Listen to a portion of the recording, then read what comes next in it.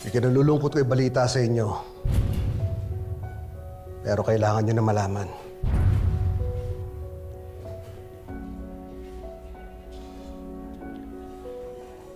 Wala na si Paeng at si Joan. Ganon din yung iba niyong kasamahan. Si Estong, si Annabel, Kim, at Cherry Pie.